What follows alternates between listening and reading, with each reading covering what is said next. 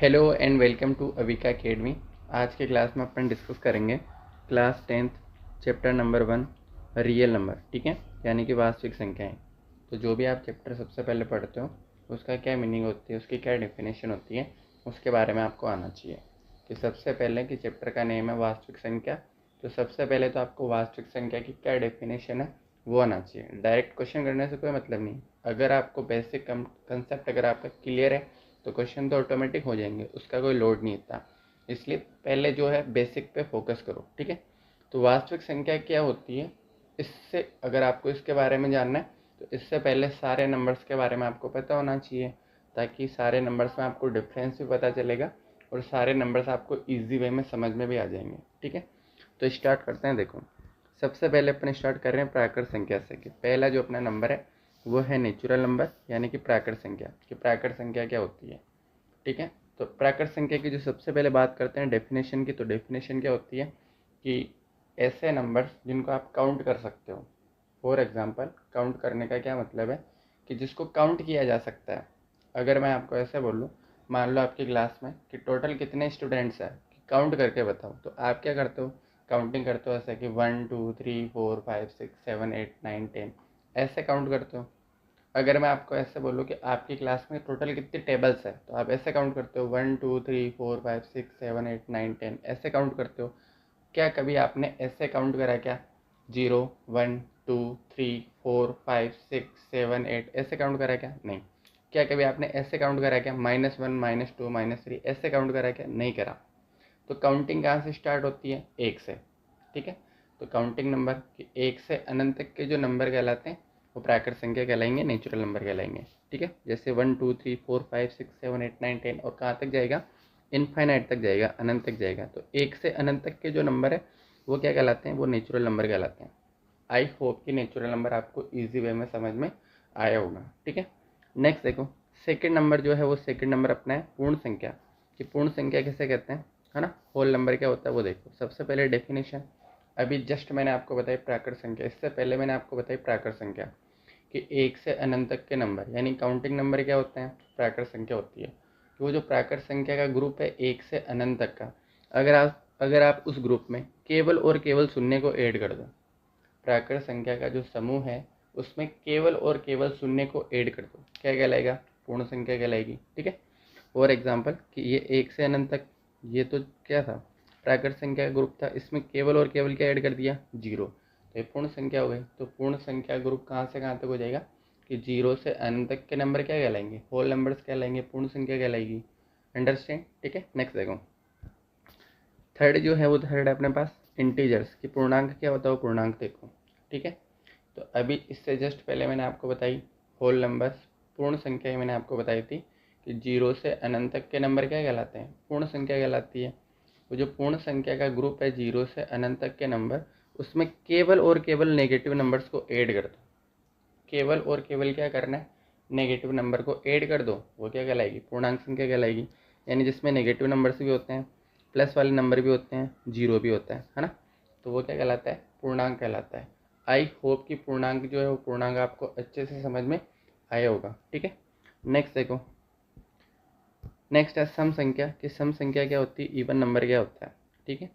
कि ऐसी संख्याएं जिसमें दो का पूरा पूरा भाग जाता हो, या तो ऐसे बोल दो, या कि वे संख्याएं जो दो से कंप्लीट डिविजिबल हो, कि जिसमें दो का पूरा पूरा भाग जाना चाहिए, वो क्या कहलाती है, सम संख्या कहलाती है, इवन नंबर कहलाता है। फॉर एग्जाम्पल कि अगर मैं आपको ऐसे बोलूँ कि ठीक है दो, तो दो में दो का कंप्लीट भाग जाता है कि दो एकम दो, तो ये जो दो है वो क्या है, सम संख्या है। अगर मैं ऐसे बोलूँ फोर, कि फोर को अगर मैं दो से डिवाइड करूँगा कि दो एकम दो, दो दूनी चार, कि चार में दो का कंप्लीट भाग जाता है, तो चार भी क्या है, सम संख्या है। कि 2 4 6 8 10 जो दो की टेबल में आती है वो सारी क्या होती है, सम संख्या होती है। आई होप कि आपको अच्छे से समझ आई होगी। नेक्स्ट देखो, ओड नंबर क्या होता है, विषम संख्या क्या होती है वो देखो, ठीक है। सबसे पहले बात करते हैं डेफिनेशन की। इससे जस्ट पहले मैंने आपको बताई सम संख्या कि जो कंप्लीट दो से डिविजिबल है वो तो सम संख्या है। जो कंप्लीट दो से डिविजिबल नहीं है वो क्या कहलाएगी, विषम संख्या। कि ऐसी संख्याएं जिसमें दो का पूरा पूरा भाग नहीं जाता, या वे संख्याएं जो दो से पूर्णतः विभाज्य नहीं है, वो क्या कहलाती है, विषम संख्या कहलाती है, ठीक है।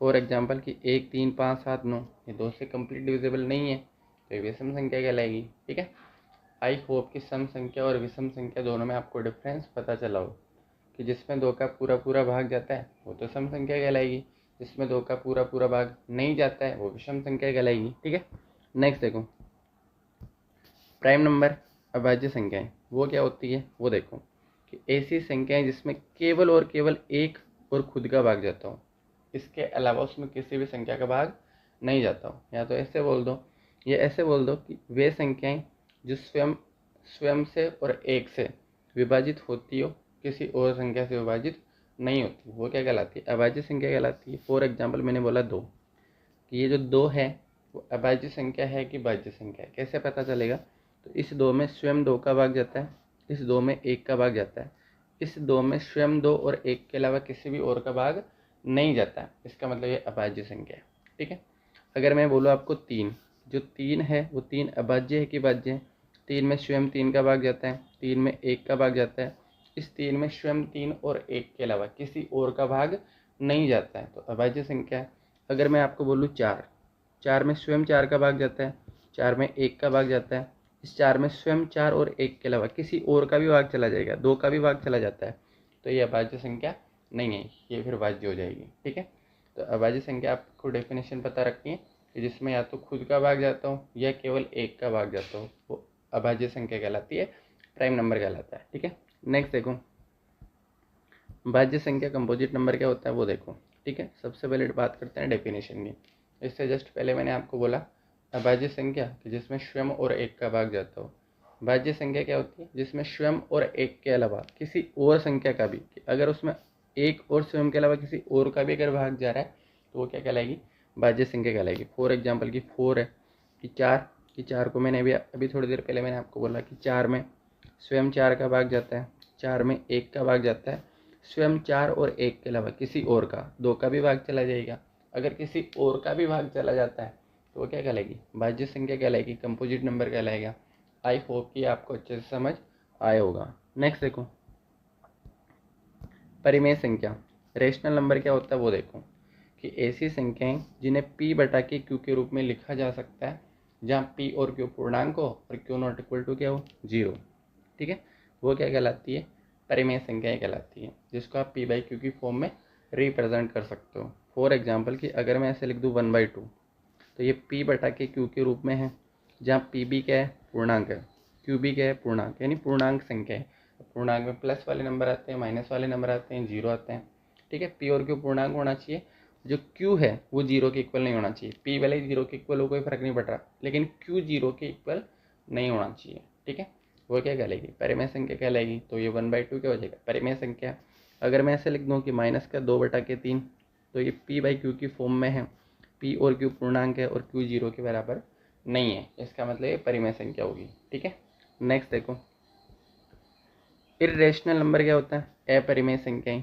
ठीक है, तो सबसे पहले देखो डेफिनेशन, कि वे संख्याएं जिन्हें p बटा के q के रूप में नहीं लिखा जा सकता, वो क्या कहलाएगी, अपरिमेय संख्या कहलाएगी। ठीक है, फॉर एग्जाम्पल कि √2 क्या है, अपरिमेय संख्या। फिर तुम कहोगे सर √2 को अपन √2/1 ऐसे लिखते हैं, ये p बटा के q का रूप हो गया ना।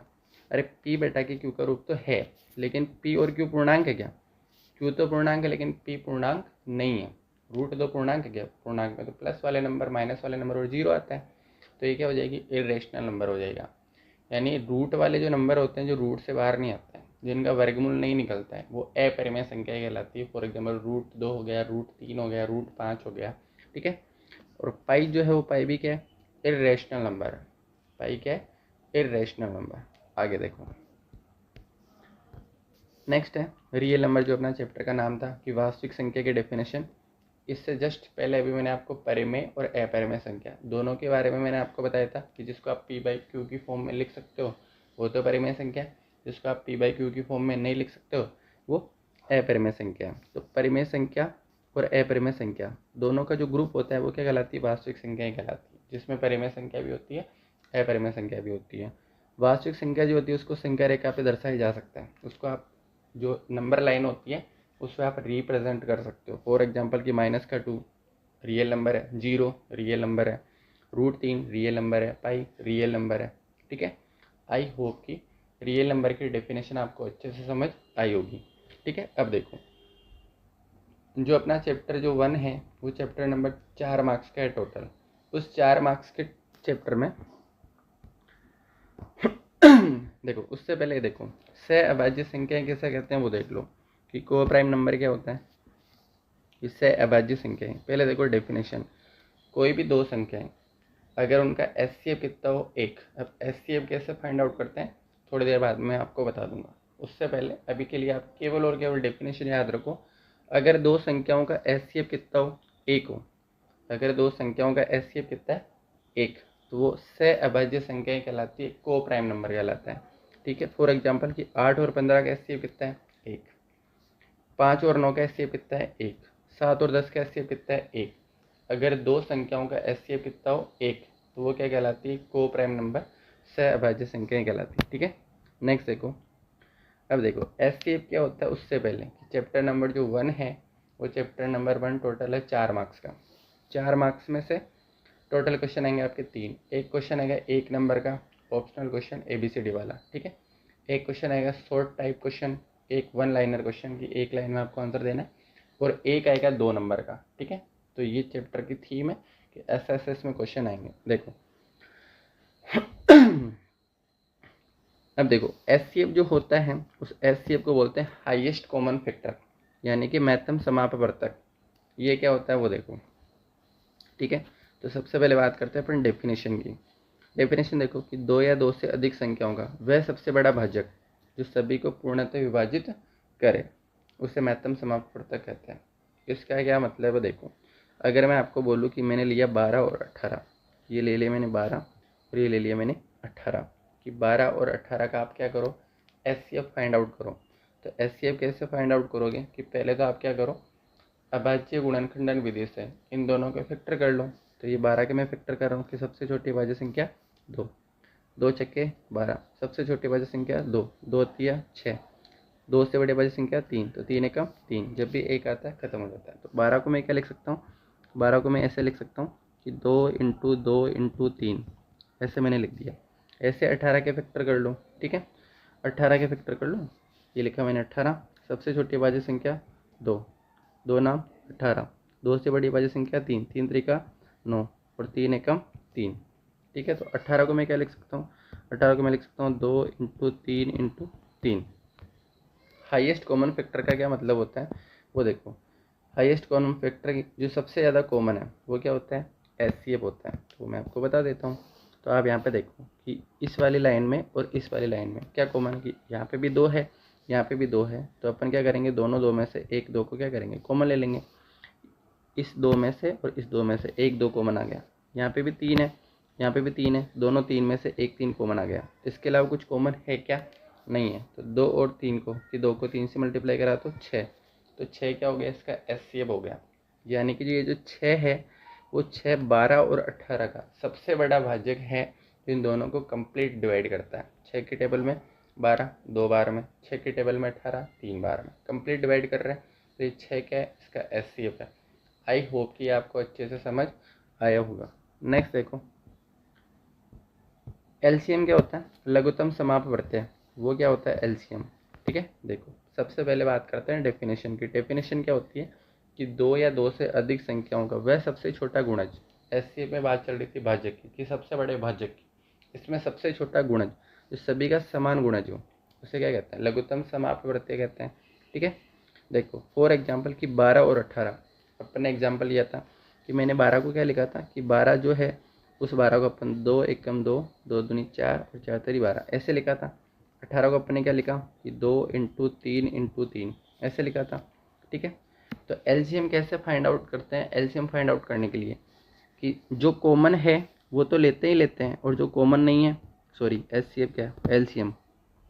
एलसीएम कैसे फाइंड आउट करते हैं, एलसीएम फाइंड आउट करने के लिए कि जो कॉमन है वो तो लेते हैं, जो कॉमन नहीं है वो भी लेते हैं। तो एचसीएफ कितना आया था अपने पास 6, तो इस 6 को मैंने यहाँ पे लिख दिया कि इस 2 और इस 2 में से 2 कॉमन आया था, इस 3 और इस 3 में से 3 कॉमन आया था। तो 2 को 3 से गुणा करा तो 6 तो आया था अपने पास एचसीएफ, ये तो आ गया था कॉमन। अब जो कॉमन नहीं है, ये 2 कॉमन नहीं है, ये 3 कॉमन नहीं है, तो इनको भी लिख दो यहाँ पे 2 इंटू 3। मल्टीप्लाई कर लो कि 6 दूनी 12, 12 36।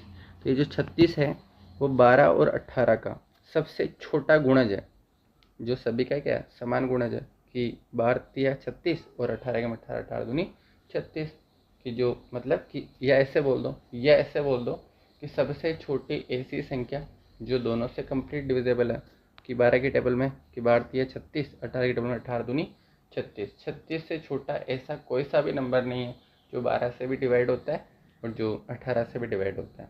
ठीक है, आई होप कि आपको एचसीएफ और एलसीएम दोनों में आपको डिफरेंस पता चला होगा। ठीक है, देखो नेक्स्ट देखो कि अपना जो चैप्टर नंबर 1 है उसमें टोटल 2 एक्सरसाइज है, 1.1 और 1.2। तो 1.1 है उस 1.1 में एचसीएफ और एलसीएम के सारे क्वेश्चन है। तो उससे पहले का आपको एक थ्योरम पता होनी चाहिए, पर में 1.1, उसका नाम है फंडामेंटल थ्योरम ऑफ अर्थमेटिक, यानी कि अंक गणित की आधारभूत प्रमेय। ये क्या होती है, तो मैंने आपको थोड़ी देर पहले एक संख्या बढ़ाई थी, भाज्य संख्या कंपोजिट नंबर। ठीक है, तो इसकी क्या डेफिनेशन है कि प्रत्येक जो भाज्य संख्या है उस प्रत्येक भाज्य संख्या को अभाज्य संख्याओं के गुणनफल के रूप में एक ही प्रकार से लिखा जा सकता है, यानी यूनिक तरीके से आप लिख सकते हो, एक के अलावा दूसरे प्रकार से आप नहीं लिख सकते हो। फॉर एग्जाम्पल की जो 6 है वो 6 भाज्य संख्या है कि 6 खुद 6 से डिवाइड होता है, 6 1 से डिवाइड होता है, 6 जो है वो 6 और 1 के अलावा किसी और से भी, 2 से भी डिवाइड होता है, 3 से भी डिवाइड होता है, ये भाज्य संख्या है। उस भाज्य संख्या को मैं क्या कर सकता हूँ, अभाज्य संख्याओं के गुणनफल के रूप में लिख सकता हूँ। तो ये मैंने लिख दिया 2 × 3, 2 3 कितना होता है 6 होता है, तो 2 अभाज्य संख्या है, 3 अभाज्य संख्या है। तो प्रत्येक जो भाज्य संख्या होती है उस प्रत्येक भाज्य संख्या को अभाज्य संख्याओं के गुणनफल के रूप में आप लिख सकते हो। अंडरस्टैंड? ठीक है, और ये केवल और केवल आप अद्वितीय रूप से आप लिख सकते हो, एक ही प्रकार से आप लिख सकते हो। ठीक है, तो आई होप कि आपको ये चैप्टर समझ में आया होगा। मैंने आपको 1.1 का जो इंट्रोडक्शन है वो मैंने आपको बताया कि अगर आपको ये बेसिक कंसेप्ट आपके क्लियर है तो 1.1 के जितने भी सारे क्वेश्चन है वो आप इजी वे में कर सकते हो। ठीक है, नेक्स्ट देखो। Thank you so much for watching this video. अगर आपको ये वीडियो अच्छा लगा हो तो प्लीज़ लाइक करो, शेयर करो, सब्सक्राइब करो, और जो भी आपके डाउट है वो कमेंट बॉक्स में कमेंट